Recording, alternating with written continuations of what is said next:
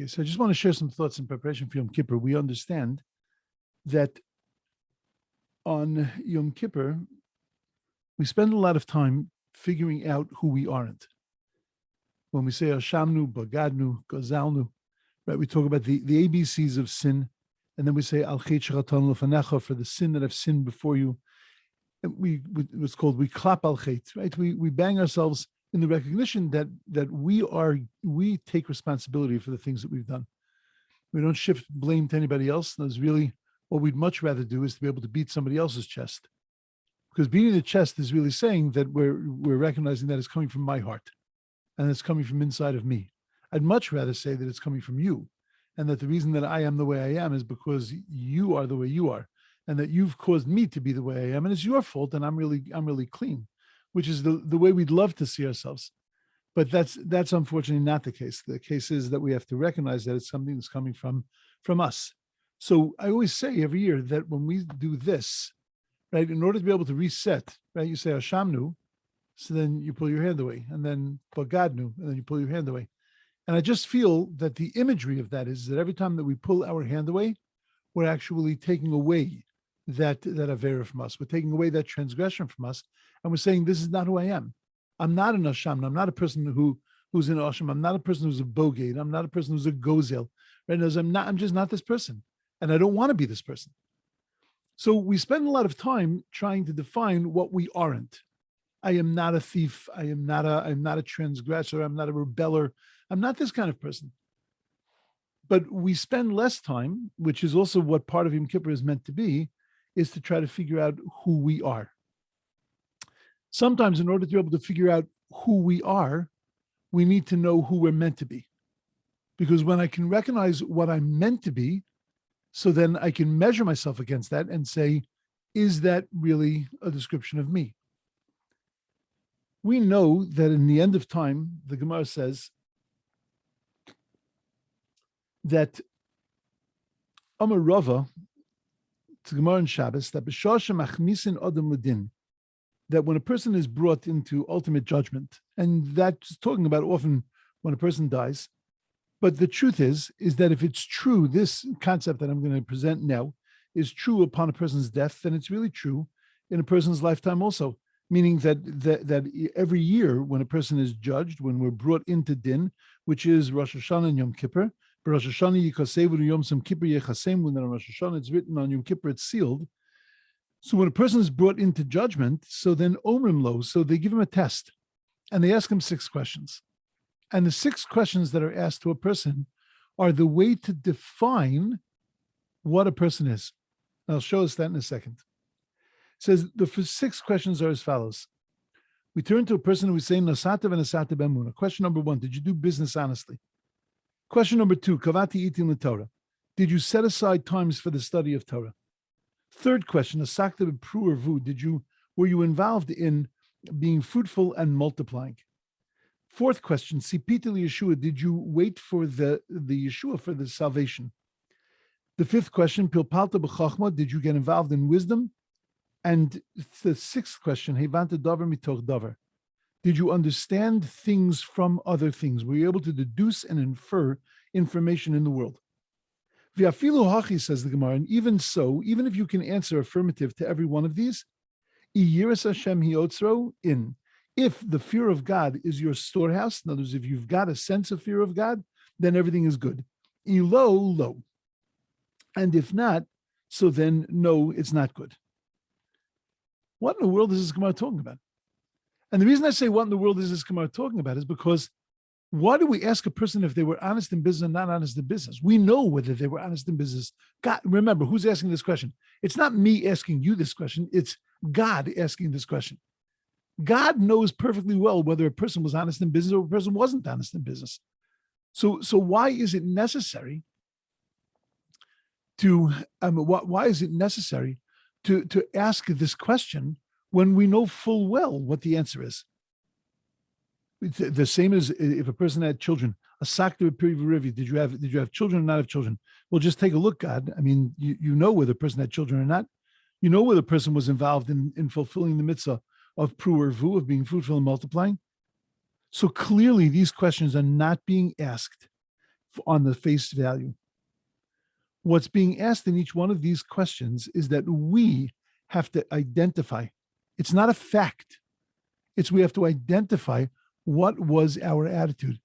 And when we identify what that question is that God is asking us, then we can begin to identify what we are meant to be and the kind of people that we are meant to be. And now we can start to measure ourselves. See, it's not just about mitzvos. It's not just about, did you do, these mitzvos? Did you accomplish these things? Did you fulfill these things? It's not about that, because you have to do those. And that, God will deal with whether you did or whether you didn't is just a fact. But did you become this type of person? That's something that a person has to look inside of themselves and wonder, did I become that kind of person? And clearly that's the kind of person that's being expected of me. And there are 6 prongs to this. There are 6 pieces to this puzzle of who I'm supposed to be. Question number 1, Nasatem and Nasatem B'Emunah. Did you do business honestly? What I find fascinating about it is that the first question that you're asked when you get to heaven is not, did you marry Jewish? It's not, did you keep Shabbos? Did you give tzedakah? Those are not the first questions that you're asked. Question number 1, Nasatem and Nasatem B'Emunah. Did you do business honestly? Many of our sages explain that the reason why that's an important question is because it's really it's a world question. No, did you help set a world? Did you help build a world that was a comfortable place for others? A world where people felt safe, a world where people could feel like they are taken care of and protected, because a world where there's dishonesty and corruption, so then that saps the morale of any society, makes people cynical, it erodes the fabric of a society, and you can't live and exist and thrive in that kind of environment. And I think that that's a valid question, that I'm a member of the world, I'm a citizen of the world, and did I do the things that I need to do to bring this world into a better place? But I still think that there's more that's being asked. When we're being asked, did you do business honestly? We're really being asked a question of morality. Because honesty or dishonesty in the subtleties of business, it's not only a moral issue, but it's a motivational issue. What really is motivating you? Is what is motivating you what is right, or is what is motivating you what feels good? See, when a person does business, when a person is doing business because of the desire to acquire, a person wants to gain things, a person wants to get things, a person wants to get pleasure, enjoys the finer things in life, enjoys material things, and it's all really about the acquisition of the material things. And the more you have, the better it is. The more you've acquired, then the better person you've become. So then really a person, when they're doing business, when they're living in this world, it's all about themselves. And it's all ultimately about taking. When a person is in it, because look, I got to work, I've got to live, and I'd like to live nicely. There's no reason why not. And I'm motivated in order to be able to be successful, but I'm motivated in order to be able to create a family, to be able to create an environment for my family, to be able to create an environment where my real life, my Torah life, my Jewish life has a way to thrive. And it's not really about me, it's about bigger things, so that I can give tzedakah, that I can give charity to others, I can help other people, that I'm in a position to be able to comfortably do the things that I was put in this world to do. That person, though they're acquiring things, that person is a giver, not a taker. And the question that's being asked to us of the way we did business, we're really being asked, are you a giver or are you a taker? What's your attitude in life? Is your attitude in life all about what I can get in life? Or is your attitude in life all about what I can give in life? It's not a question about what direction your hand went in. Because many people will say, well, if you're a person who's always giving, you're a giver. And if you're a person who's always taking, you're a taker. It's not true. You could be a person who is always giving, but is nevertheless the greatest of takers. Because I'm giving in order to be able to receive. I'm giving in order to be able to get something. I'm giving because of the feelings that it's giving me, because of the way of what it does for me. It's all ultimately about me. And though my hand is going in this direction, but my whole sense, my essence is going in this direction. And you can have people that are taking, but they're taking in order to be able to give. I know you want to give me that gift, and I'm going to take that gift, but I'm going to take that gift because it's going to make you feel good. That my motivation is not about what I'm receiving. My motivation is what I am giving to other people. You know, we have an amazing section in the Torah. We read a few weeks ago the section of the Yafas Torah. The Yafas Torah is a beautiful woman that the Torah tells us, that instructs us that when we go to war and we see a beautiful woman and you have your desire, you have a great desire for her, a captive woman, so then you're allowed to take her home. She sits for 30 days, cries over her mother and father, and over her past, the past that she'll never reconnect to. And if after 30 days you still want to marry this woman, then you're allowed to marry her. She will undergo a conversion. Everything will be kosher and yasher. This is the Torah's command. The next section of the Torah is that if a man has two wives, new section, man has two wives, one of them is beloved, one of them is hated. One of them has the older child, the hated wife has the older child, the Bechor.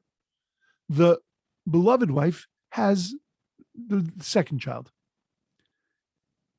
You're not allowed to switch the two children and make the Bechor, the son of the beloved wife, and the second son, the son of the hated woman. You can't switch that. You can't change it. You have two wives. One of them is hated. You're stuck. Then the third section, Torah tells us that if you have a child, 13 years old to 13 years old and 3 months, the child is rebellious, eats too much meat, drinks too much wine. Parents can't control the child. They bring him to the court and they say, B'neinu zeh ben Sauramo, this child is rebellious and recalcitrant child. We can't deal with this kid. Bezdin takes the child, and if the child is in fact a rebellious child, they take him outside of the court and they stone him to death. Now, I don't have enough years to explain these three sections of the Torah. It's not for now. There were beautiful explanations. These mitzvahs make perfect sense. This third one that I just said, the Ben Soremor, the rebellious child, can never happen. Our rabbis tell us it can never happen. It will never happen. But the reason it's in the Torah, because we have to learn certain concepts of raising children from it. But our rabbis ask the question, why are these three sections of the Torah juxtaposed next to each other? Why do we go from the Eshes Yifas Torah, from this beautiful woman, to the hated wife, to the rebellious child? And our rabbis say something very clear. Our rabbis say, because if you marry this beautiful woman, this captive woman, you will end up hating her, and you will end up raising a Ben Soremor, a rebellious child. Neat, sweet, and clean. But it's too neat, sweet, and clean. What does that mean? You're fulfilling a mitzvah in the Torah. The Torah says if you're chat by a desire, you see this lady, take the lady. And this is the way you do it. It's totally kosher.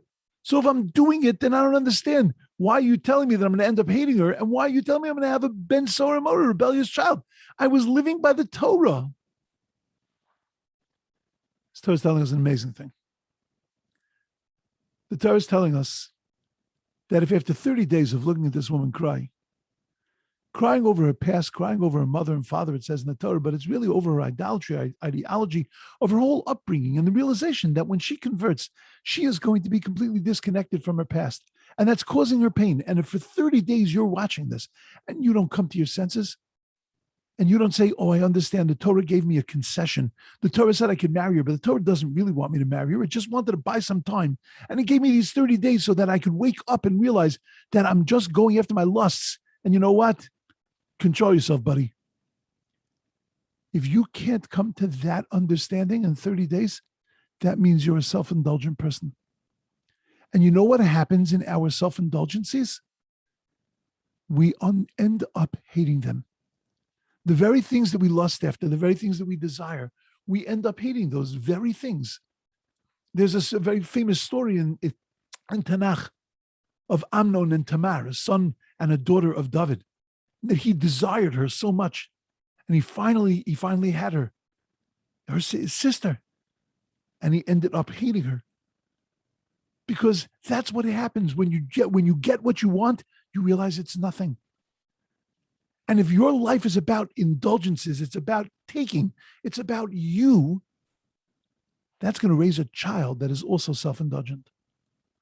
Oh, you will never have said a word to that child that they should be self-indulgent, but that child got the message loud and clear about self-indulgence because it watched the parent. And that's the first question that we're being asked.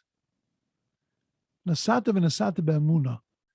It's not just did you do business honestly, but are you a giver or are you a taker? Are you a self-indulgent person that's just worried about themselves? Or are you a person that has the vision and the scope and the view of everybody else in their eyes? And that gives us a clue to the kind of person that the Torah wants us to become. A person who does business honestly. Not who doesn't steal, but a person who does business with a vision of others, a person who is a taker, not a person who's a giver, not a taker. Question number 2. They want to know, kavata itim l'Torah, did you set aside times for the study of Torah? And again, I ask the question, either you did or you didn't. As either you spent time learning Torah, or you didn't spend time learning Torah. Either you set aside times, you didn't set aside times. Well, God, what's going to happen? God's going to say, did you set aside times for the study of Torah? And you're going to say, oh, yeah, sure I did. And God's going to look at you and go, liar. Is that what's going to happen? Is that what the point of this is? No, I think kavata itim l'Torah is very different. A very different question. We know that Shammai says, asay torascha kva, that a person has to make their Torah the center of their lives. That a person has to make their Torah a fixed portion of their lives. And I think that that's what's being asked of us. Where did the Torah sit in your life? Did it sit in the center and everything else revolved around it? Or was everything else in the center and the Torah revolved around it? Did my day look like work most of the day? Hit the gym for a bit?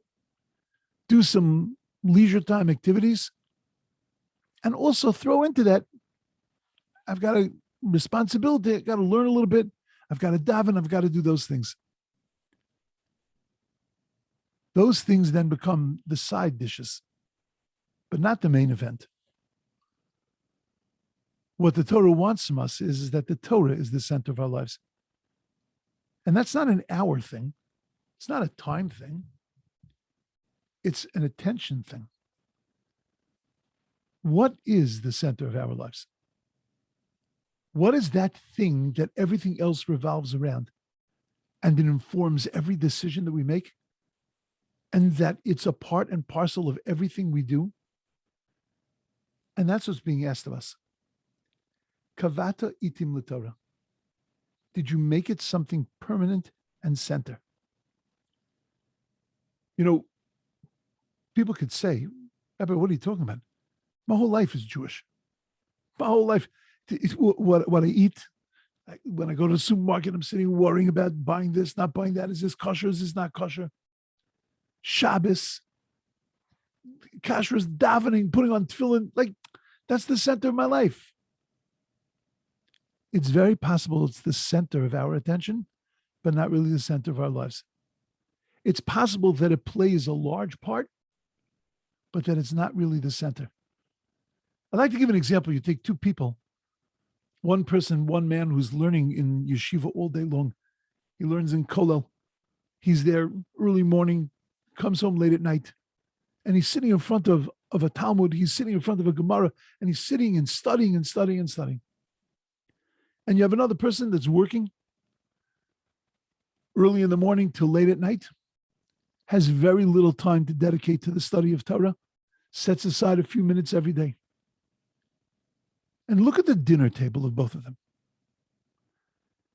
And let's say, for argument's sake, that the dinner table of the fellow who's sitting and learning all day, he sits with his children, he looks at them and he says, "Oh, did you notice down the street they're putting in a new kitchen? And Goldberg next door, did you see the new Lexus they got? Holy cow." And go to the dinner table of the fellow that's sitting and working all day, sitting in front of a computer, working, schwitzing away. He sits down with his children. He says to his children, "Oh, my beautiful children, what'd you learn today in yeshiva? Tell me something beautiful that your teacher told you, that your mora or your Rabbi taught you." Which one of them has Torah in the center of their lives? The person that's spending 16 hours a day engaged in learning? Or the person who has 5, 10, 15 minutes a day to study and is engaged in the world the entire rest of the day? Ish kafi mahalo. Listen to what a person praises, what a person talks about. Listen to what a person, when in their downtime, what excites them, what interests them, what motivates them. And you'll understand whether Torah, whether Jewishness is sitting at the center of their lives, or it just happens to be occupying a space. You know, the Navi tells us that Yoshua, the night before the great battle in Jericho, an angel came to see Joshua. And the angel comes with his sword drawn, clearly coming to do battle, and not to do battle at the helm of the Jewish people as they go into the city of Jericho, but coming to do battle with Joshua. And Joshua, startled by him, by the sight of the angel, says to him, "Alonu ata im litzarenu." Are you with us or are you against us? Are you coming here because you're mad at me? No, is there something wrong, or are you part of us? Are you coming to lead us in battle? Vayomer, and the angel turns to him and says, "Lo, ki ani sar tzava Hashem." He says, "I am the general of God's army. Ata basi." The word ata, when it's spelled with an ayin, ata means you, but when it's spelled with an ayin, it means now. Ata basi, I've come for now. Vayapu Yoshua panav, Yoshua falls on his face and he prays to him, and he prays to God. What's this conversation? He says to him, "Halanu," and the angel answers him back, "Atabasi." What are they talking about? So the Talmud says that there were two mistakes that the Jews had made under Yoshua's helm before they went into battle. The first was because they were so engaged in preparing for battle. Each day they were walking around the city of Jericho and they were surrounding it. So they didn't do the daily sacrifice. So in this particular day, the afternoon daily sacrifice, which was like davening mincha, it was a very important feature and part of our existence. To offer this daily sacrifice wasn't offered. And that's crime number one. And crime number two is that they all went to sleep the night before the battle. Nighttime is a nighttime that is so special to be able to learn Torah. And they should have been learning and preparing spiritually to go to battle, and they weren't. And Yoshua wanted to know which of the two crimes did he come for? Which of the two were the greater of the two crimes that the angel was coming to do battle with him? And the angel answers him back, "Ata basi." He says, "I'm coming for the one you did now. Now it's nighttime already. It's because of not studying Torah." Tosos, one of the commentaries in the Talmud, asked the question of how do we get this dialogue from the psukim, from the verses? Joshua says the word halanu. What does that have to do with Torah? And he answers him back, "Ata." He answers him back, "Now." What does that have to do with Torah? Like, how do we know as the Talmud know that they were talking about Torah, talking about the sin of not studying Torah? How do we know that that's that's the case? So he answers that they were talking in code. The word halanu that was used by Joshua is from the verse Torah Tziva Lanu Moshe. That this is the Torah that Moshe commanded us. So the Lanu is a reference to Torah. And the word Ato now, as we learned in this past week's Parsha, V'ato kisvu lechem, and now you should write for you this Shira Azos, this song.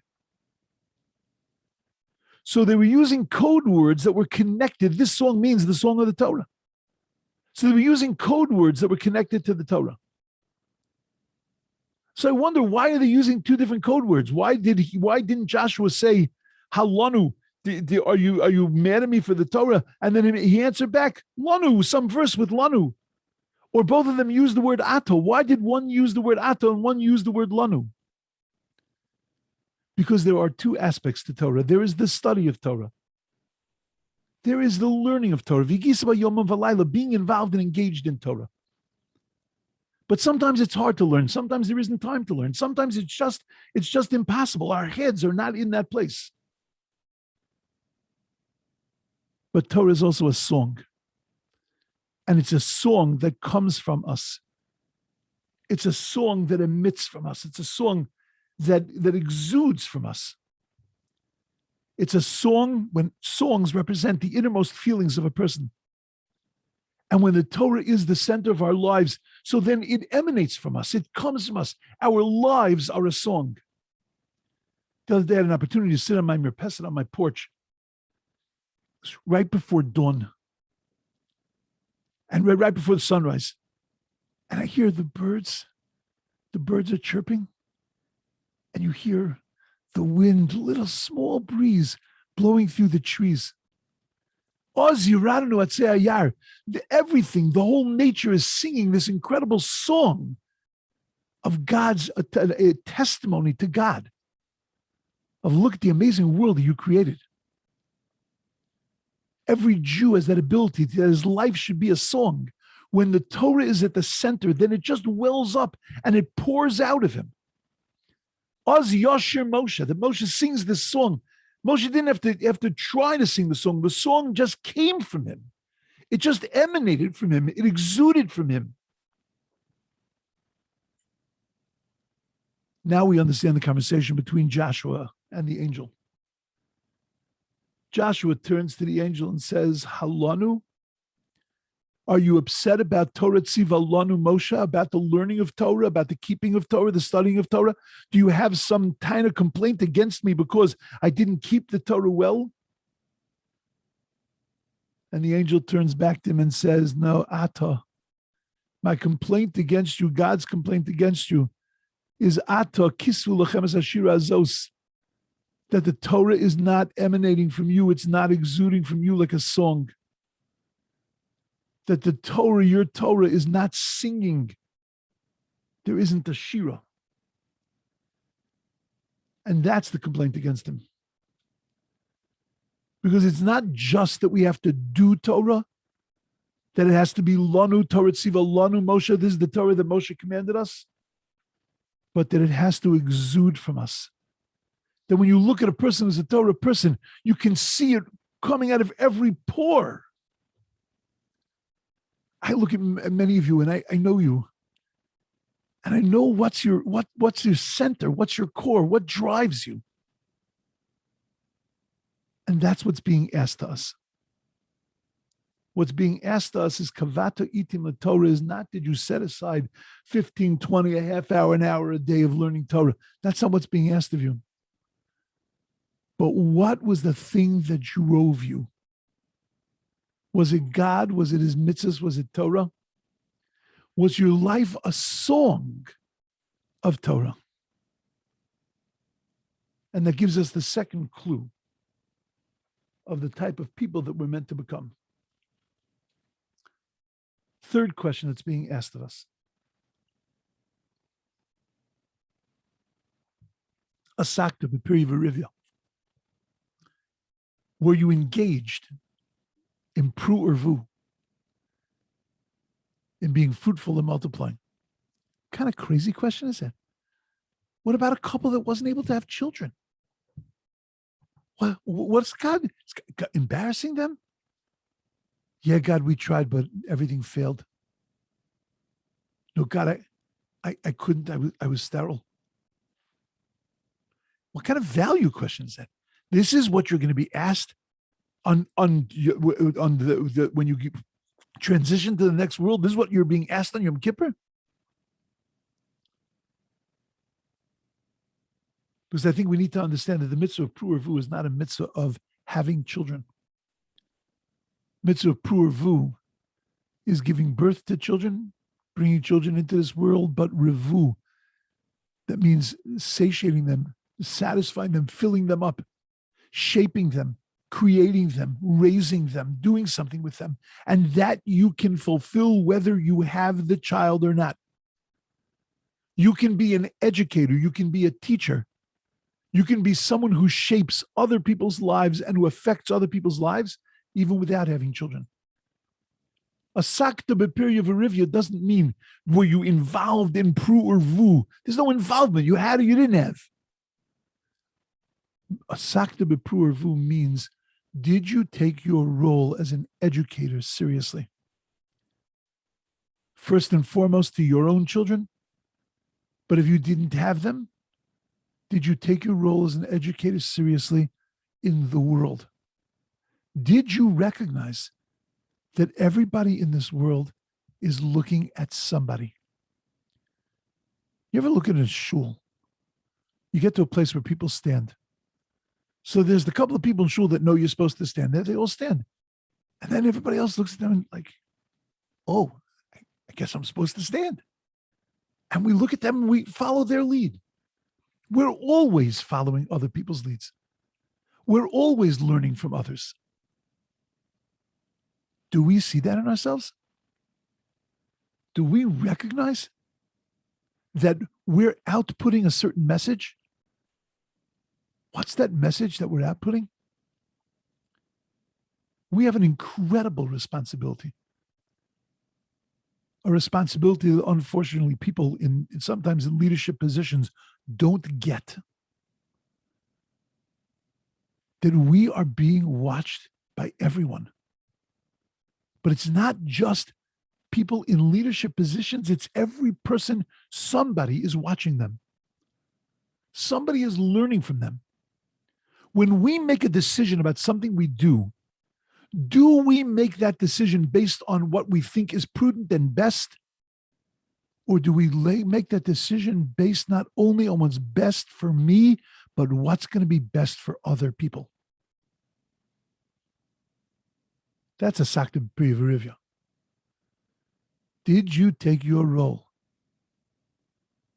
as a teacher in this world, as a mashpia, as an influencer?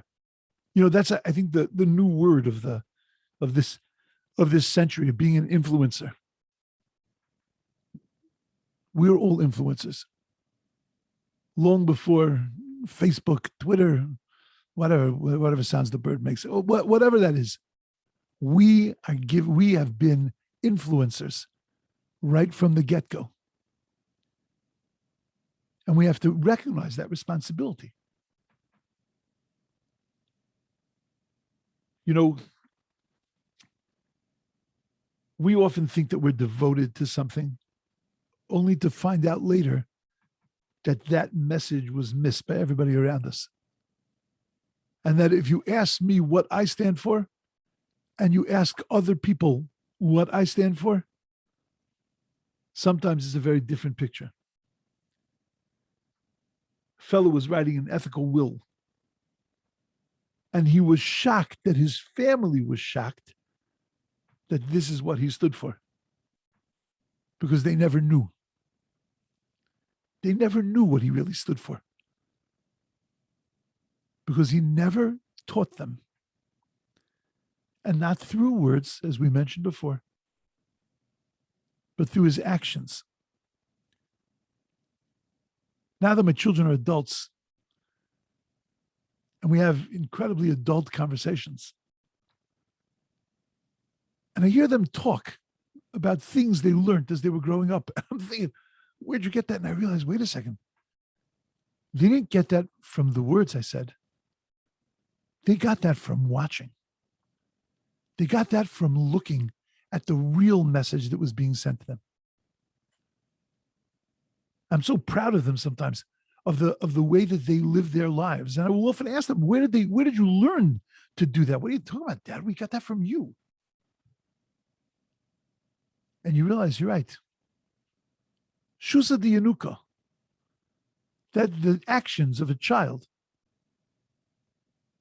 either it comes from his mother or it comes from his father.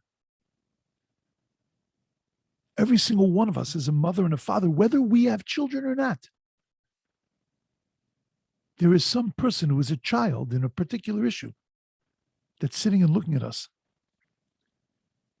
And that's the question that we're being asked. Asakta b'piri v'rivya. Were we creating a teaching environment? Did we take our roles as teachers, as educators, as influencers? Did we take that seriously? I'm now starting to get a picture of what's being expected of me. What's being expected of me is being a giver, not a taker. What's being expected of me is a person whose life sings value and integrity. What's being expected of me is to take my role as somebody who has an influence on others, to take that seriously. Fourth question. Tzipisa Yeshua. Did you wait for the salvation? Now, really what that means is, did you believe in Mashiach? Yeah, of course I believe in Mashiach. I say it all the time. I believe with a firm belief that Mashiach is going to come. Of course I believe in Mashiach. What are you asking? I sing, we want Mashiach now, we want Mashiach now. Come on, what are you talking about? Of course I believe in Mashiach. That's not the question. The question that we're being asked, Tzipisa Yeshua, it's a question about our emunah, our belief, our faith in God, our trust in God. Our belief in a Yeshua, our belief in the fact that there's going to be a salvation, that even when things look dark and bleak, we are being motivated by the thought and the hope and the belief that there is a better day. And that even though it's dark outside, God is protecting us and watching us. And that the Yeshua, the salvation, is coming right now, this second, because God's holding my hand. When we declare our faith to God, Shema Yisrael Hashem Elokeinu Hashem Echad, where is our hand? It's over our eyes. Many people will explain to you the reason it's over your eyes is because you're trying to concentrate. And you want ultimate concentration when you say that most important line. And I'll tell you that the reason that it's over your eyes is because you want to create a dark environment. You want it to be as black as it possibly can be. Because if you really believe Shema Yisrael Hashem Elokeinu Hashem Echad, that God is with us always, and no matter where I go and what happens in my life, God is directing that and holding my hand and holding me in his embrace. Then make that declaration even when it's the darkest it could be, even when it looks black and bleak. Keep your eyes open, say Shema Yisrael, that's easy. But when you can't see, when it doesn't feel like God is there, when it's dark outside, then declare Shema Yisrael Hashem Elokeinu Hashem Echad. You know, we did an incredible thing right before Rosh Hashanah. You daven mincha. Many people daven mincha 5 minutes before Rosh Hashanah. So you're talking about in the last 5 minutes of the year. And you say the Shemona Esrei, and in the Shemona Esrei we make a bracha. And the bracha that we say, Barech Aleinu es Hashana Hazos, God bless us this year with a beautiful year, with blessing. Wait a second, you're saying this 5 minutes before the year is over. You're saying this in the last 5 minutes of the year. You're saying Barech Aleinu, bless us with a new year. I understand today you say it, You say it tonight by Ma'ariv, this morning for me by Shachris, and I'm looking at a year. I'm looking at 360 days in front of me. I'm looking at a year in front of me. I've got so much hope and so much vision for what the year is going to be. Of course, I say, Baruch Aleinu, God bless me with a beautiful year. But at the very end, the last 5 minutes, what's he going to do? He's going to do what God does, which is going to bring a Yeshua. That he can still uplift us and he can still save us and he can still imbue us with an incredible sense of confidence and trust. It ain't over until it's over. Even if there is a sharp sword that's sitting on the neck of a person about to cut through, we still have emunah bitachon, we still have faith in God. And that's the question that's being asked of us. Tzipisa liyeshua is, did you have that kind of emunah, that kind of belief that felt confident until the bitter end? That believed that God is protecting us and taking care of us, and that we are in the midst of a Yeshua, that we are being saved and protected by God. Question number 4. Question number 5. Pilpalta b'chachma. Pilpalta b'chachma doesn't just mean were you smart. Nope, sorry, God. I was, 2 French fries short of a Happy Meal. I'm not the brightest candle in the box. The elevator doesn't go all the way to the top. You can't hold me responsible for that. That's not Pilpalta b'chachma. Pilpalta b'chachma means, did you live your life trying to deepen your perception of the world, of God, of Torah, of yourself? I always tell over, for years I've been saying this, that when I must have been about 10, it was Erev Pesach. And my mother knew that I needed to be anywhere but inside the house. So she dropped me off at a movie theater that was playing the 10 Commandments. It was a 3.5-hour movie. My mother was in heaven. She was able to prepare for Pesach, and I was taken care of. In those days, it was still safe for a 10-year-old boy to go by himself to a movie theater. And I sat and watched Charlton Heston, Edward G. Robinson. Edward G. Robinson played Dasan and Aviram. Every time I say that word Dasan, I read it in the Torah, I see Edward G. Robinson's face in front of me. I hear Yul Brenner say to Charlton Heston, "Who is your God that I should know him?" Some 50 years later, I'm still extracting garbage out of my head from those images that I saw. When I found out that Joshua didn't have a girlfriend in Egypt, I was devastated. I thought these were truths. These were things that got stuck in my head. But that's the problem. The problem is we were taught things as children, and those images stay in our mind. And we don't necessarily deepen them. There's this famous kid song on Pesach, Parei b'pijamas b'yemtza halayla. I love this song. When I heard my grandson sing it, it became a mainstay of our Seder. But if my grandson, when he's sitting and learning yeshiva, at 22, turns to me and says, Zaidi paro b'pijamas b'emtza halayla, I got a problem. If the image is the same image as you had as a child, if it hasn't deepened and grown, if it hasn't matured, if our relationship with God and with Torah hasn't matured, it hasn't taken on a deeper level, if it's just the same as it's been for the past 20 years, there's a problem. Pilpalta b'chachma means, did you spend your time trying to become a deeper person? You don't have to have the whole elevator go to the top level, but it's got to go up. You don't have to be the brightest candle in the box, but it's got to be lit. The light has to get a little brighter. There has to be a deeper relationship. It's got to mature over time. And that's question number 5. And question number 6. Hevanta davar mitoch davar. did you intuit one thing from another? It's called bina. It's called understanding. That bina, by the way, is given in double measure to a woman. Because when the Torah tells us that God created the woman, it says, Vayiven Hashem Elokim, that God built. Vayiven, he built. Livnot. But the word bona is the same as the word bina, which means understanding.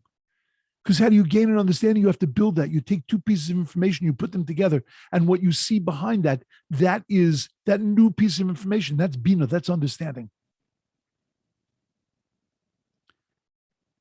When it says in the Torah, Vayiven, that God built the woman, our rabbis understand that he gave the woman a bina yisera, an extra measure of understanding. But what is that concept of being able to see things behind other things? To be able to look deeper at things. The Regina Rebbe, Rabbi Yisrael of Regine, quoted a verse in Oz Yosher that says, that when with the wind in your nostrils, you split the sea, talking about God, of how he split the sea. And he looks at it, says the Regina Rebbe, that the word beruach apecha is your nose, it's also your anger. Charon af. There was some kind of anger that God had when he split the sea. What kind of anger did God have? God was doing this for the Jewish people. He was doing an incredible thing for the Jewish people. Why was he angry? So the Medrash recounts in an allegoric kind of way that when God created the world, he turned to the sea and he said to the sea, you need to flow always regular. This is the way you flow. This is the direction. This is the way you operate. But then God created the splitting of the sea, and he said to the sea that there's going to come a time when I'm going to need you to split. I'm going to need you to go in the opposite direction. I'm going to need you to go outside of your natural boundaries. When is that time? There's going to be a nation that's going to come to your banks that are going to need you to split the sea. I want you to split for them. Well, said the sea, how will we recognize this nation? We have many nations that will come to our banks. And God says to the sea, shows them a picture. And he says, when you see this nation, then I want you to split. Fast forward 2,448 years. The Jewish people come to the banks of the river. And the sea doesn't split. God turns to the sea and says, I told you to split. And the sea said, but that's not the nation you showed us. You showed us a nation of tzaddikim. You showed us a nation of righteous people. That's not them. God got angry. He said, you're looking at the outside. You're not looking at the inside.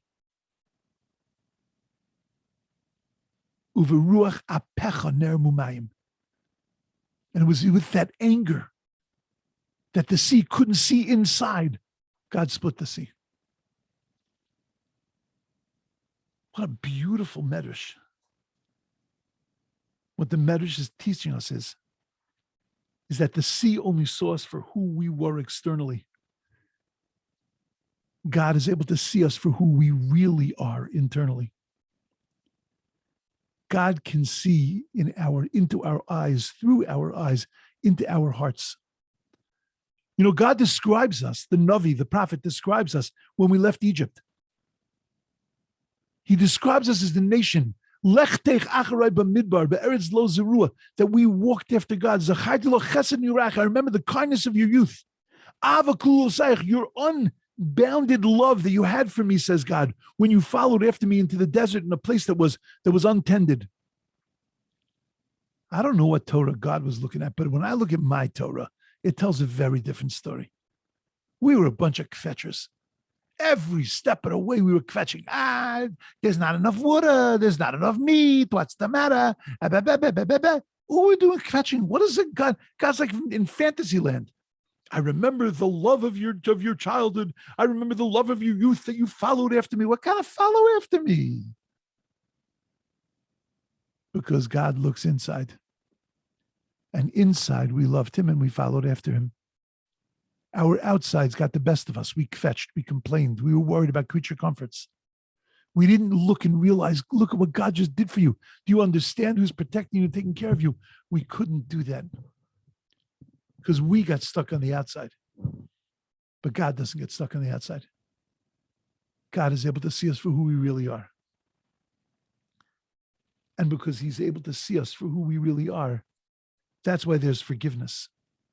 Because God can look at us and say, you're not that kind of person. I know who you really are. And the truth is that if God has that ability to be able to do that, we have that ability also, because we're created in the image of God. We have the ability to be able to look inside of people and to be able to see what's really special about them. We have the ability to be able to look at the world and to be able to look behind the veneer of the world, look behind the surface of the world, and to see beauty and amazing things.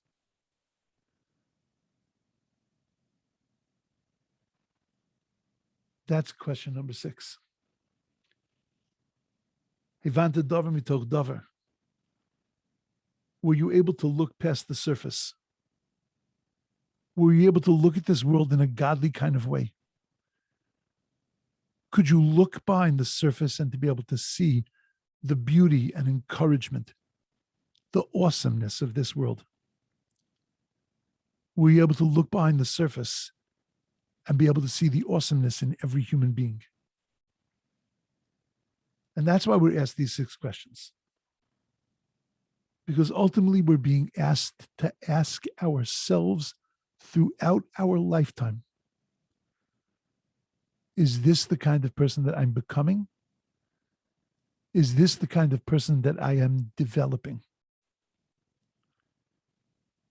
But then the Talmud said that even if you say yes to all of these questions, v'afilu hachi yiras Hashem yotzro, in. If you've got yiras shamayim, fear of heaven, an understanding of God, a sense, a feeling of God's presence, then all is good. Because you know what? Being a giver is an important thing, but it's got to be in the right context.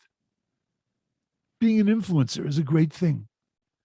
Having faith in life, being able to see behind the surface, wanting to delve into things deeper, it's all great.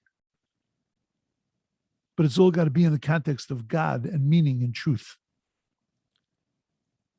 And that all the things that we do ultimately have to be centered and focused on God and godliness. And that's some of the things that we need to be thinking of on Erev Yom Kippur. As we go into that day to define who we aren't, we also have to spend some time defining who we are. What is the center of our lives? What are we trying to understand deeper? What are we trying to see when we look behind the surface? What are we trying to impart and to give over to other people? It's not just defining who I'm not, but it's defining, redirecting, reshaping who I really am and who I strive to be. Those are my thoughts for Erev Yom Kippur.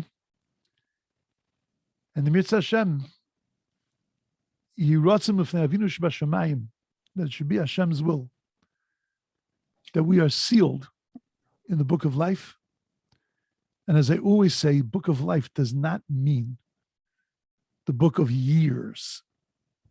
The book of life means the book of meaning.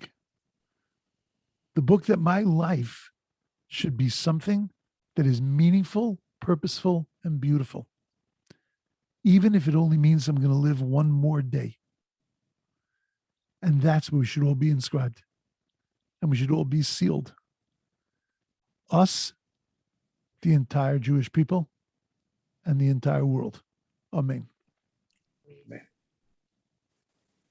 Amen. Same to you, Rabbi. Thank you very much. Thank you so much. Thank you so much, Rabbi. Amen. Thank Amen. It's a pleasure. It's awesome. Thanks, to see you, Rabbi. brother. Thank you. Good to see you, Rabbi. And Good to see you. Thank you. It's really, I'll take what I can get. Fatima Tova. And to you, if this is the way I can see you, then I'll take you. Yes, this is great. It's really wonderful. Thanks, Rabbi. Really Thank wonderful. you. That was very good. Thank you. Thank you, Rabbi. Thank you. Lobensteins, how are you? Okay. Rabbi, We miss you. the real influencer is Shoshi. No, but of course, that's Passion. That's right. Okay. Shana Tova. Amazing. Shana. Shana Tova, everybody. Happy and healthy, Bye. beautiful year. We love you. Okay, Thank we you, miss you Rabbi. guys also. Amazing. It's really great to see Bye. everybody. Bye-bye. Bye. Rabbi. Right. Shana Thank you Tova. so much, Rabbi. Love to Shoshi. Okay, I will. And again, Take care. End. End. Should we leave? End.